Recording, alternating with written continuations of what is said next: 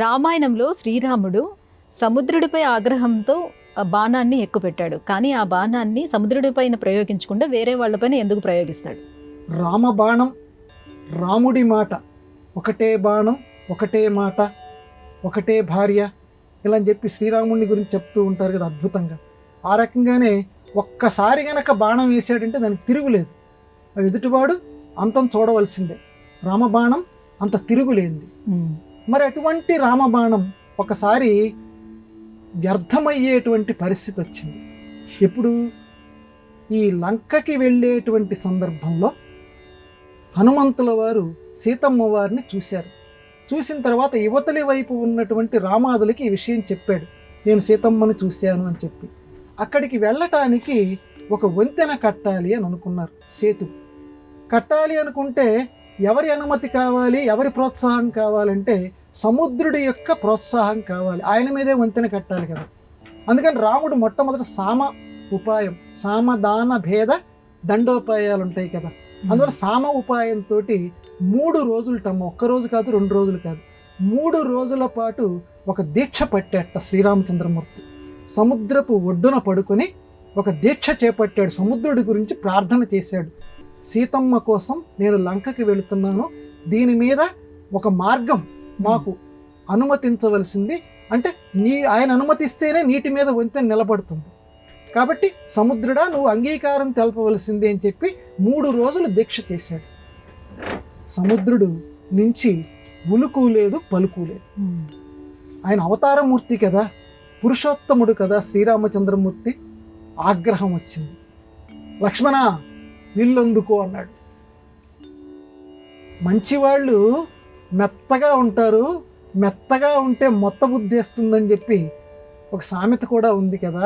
నేను మంచిగా వినయపూర్వకంగా సముద్రుడు కదా, పెద్దవాడు కదా, గౌరవం ఇద్దామని చెప్పి 3 రోజుల్ని వేడుకున్నాను, దీక్ష చేపట్టాను.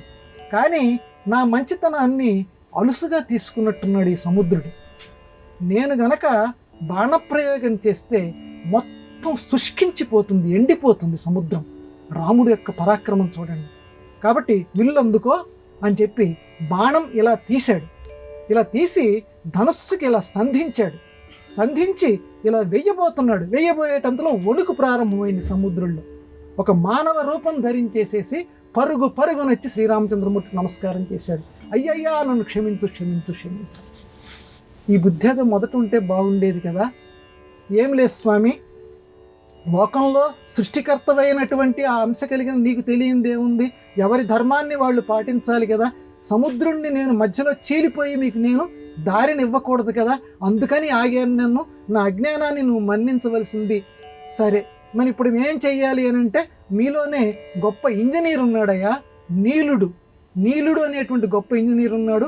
మిగతా వాళ్ళ సహాయంతో నా మీద ఒక వంతెన కట్టుకొని చక్కగా మీరు లంకకి వెళ్ళండి అని సలహా ఇచ్చాడు. సరే, అది వేరే కథ అనుకోండి.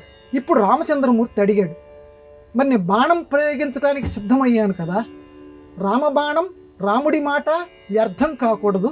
ఈ ఎక్కుపెట్టినటువంటి బాణం ఎక్కడ ప్రయోగించాలి? ఇప్పుడు నీ మీద ప్రయోగిద్దామని మొదలుపెట్టాను. దీన్ని మళ్ళీ తీసి నేను పెట్టుకోలేను, నేను ఎక్కడో చోట ప్రయోగించాలి నేను. అంటే ఇక్కడికి దగ్గరలో ద్రుమకుల్యము అనే ఒక ప్రాంతం ఉంది. ఆ ద్రుమకుల్యము అనేటువంటి ప్రాంతంలో దస్యులు అని చెప్పి కిరాతులు ఉన్నారయ్యా. వాళ్ళ స్పర్శ నేను భరించలేకపోతున్నాను. చాలా ఆటవికులు, ఎంత చండాలం చెయ్యాలో నా జలాన్ని అంత చండాలం చేస్తున్నారు. ఇక్కడ దగ్గరలోనే ఉన్నారు వాళ్ళు. కాబట్టి నీ ఎక్కుపెట్టినటువంటి బాణాన్ని వారి మీద ప్రయోగించు, ఆ దస్యుల మీద, ఆ కిరాతుల మీద అని చెప్తే ఆ బాణాన్ని రామచంద్రమూర్తి ప్రయోగిస్తూ, ఇది రామబాణం కాబట్టి వాళ్ళని శుష్కింపచేస్తూనే ఆ ప్రదేశాన్ని మరుకాంతారము కింద చేస్తుంది. చక్కటి పుష్పాలతోటి మొక్కలతోటి ఉండేటువంటి ఒక అందమైనటువంటి ప్రదేశంగా తయారు చేస్తుందని చెప్పి రామచంద్రమూర్తి ఆ దస్యులు కిరాతుల్ని నశింపచేసేటట్టుగా, ఆ ప్రదేశాన్ని చక్కటి పుష్పాలతో ఉండేటట్లుగా బాణాన్ని అక్కడికి ప్రయోగం చేశాడు. వాళ్ళు నశించిపోయారు. ఆ ప్రదేశం మరుకాంతారంగా ప్రసిద్ధికెక్కింది. అందువల్ల రాముడి మాట, రాముడి బాణం వ్యర్థం కాదు. ఆ పురుషోత్తముడైనటువంటి ఆ శ్రీరామచంద్రమూర్తి మనందరినీ అనుగ్రహించుగాక.